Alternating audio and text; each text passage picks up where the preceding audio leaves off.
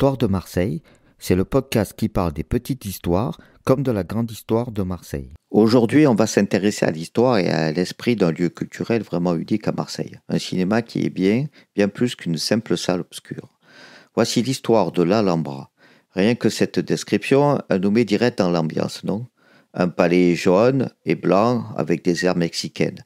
On comprend tout de suite que l'Alhambra, ce n'est pas un cinéma comme les autres. C'est une invitation au voyage avant même que le film ne commence.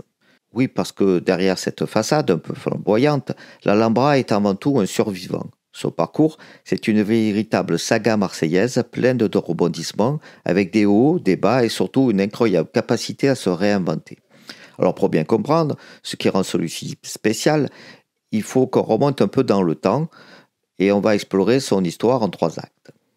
D'abord sa grandeur, ensuite son déclin et enfin sa magnifique renaissance.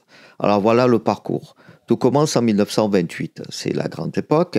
Depuis les années 70, l'an déclin s'amorce qui va amener à sa fermeture en 1981. On aurait pu croire que c'était la fin, mais non. En 1990, le cinéma renaît littéralement de ses cendres. Faut s'imaginer l'ambiance à la fin des années 20. L'Estac, c'est un quartier ouvrier qui grouille de vie. L'Alhambra, c'est le cœur battant du quartier. Un lieu de rassemblement bien avant que la télé n'arrive dans les foyers. Et puis, c'est ce qu'on pourrait appeler sa petite mort. Les usines commencent à fermer, la télé s'installe dans tous les salons, et petit à petit, les salles de quartier se vident. L'Alhambra résiste, mais finit par devoir fermer ses portes. C'est un coup dur pour le quartier et c'est là que l'histoire prend un tournant incroyable. Près de 10 ans plus tard, la ville de Marseille décide de racheter la salle.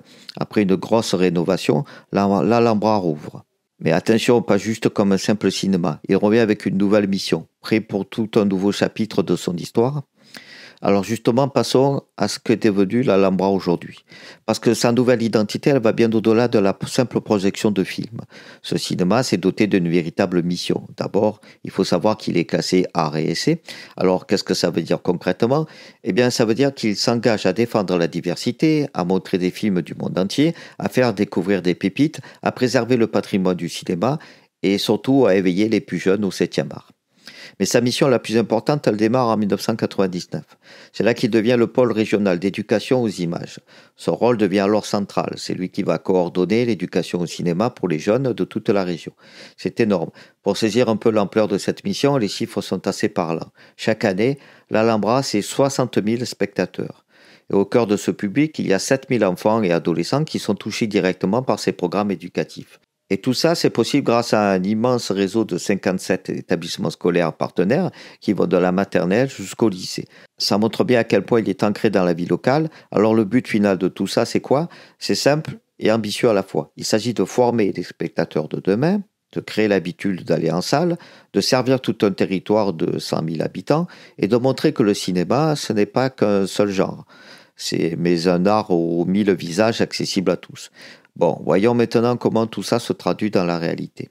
À quoi ça ressemble l'expérience Alhambra aujourd'hui ? Le gros défi quand on n'a qu'un seul écran, c'est de réussir à tout faire. C'est un peu le grand écart permanent. Il faut à la fois défendre des films d'auteur, des découvertes, et en même temps, il faut pouvoir proposer des grands succès populaires comme Barbie ou Oppenheimer.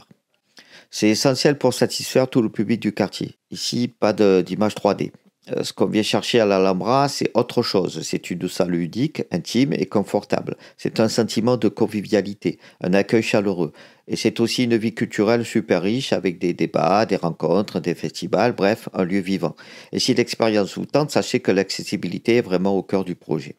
Le tarif adulte est seulement de 6 € et le cinéma est ouvert tous les jours en plein cœur de l'Estac. Finalement, tout l'esprit de l'Alhambra est résumé dans cette phrase de son directeur William Benedetto. Son rêve, c'est de voir des gamins discuter d'un film qu'ils ont vu ici, juste avant d'aller faire une partie de foot. Que le cinéma devienne une partie de leur vie tout simplement. Alors pour finir, on peut vraiment se poser la question à l'heure des multiplexes gigantesques et du streaming à la maison, quelle est la valeur de cinéma qui a une âme ? La réponse c'est que cette valeur, elle est peut-être tout simplement inestimable.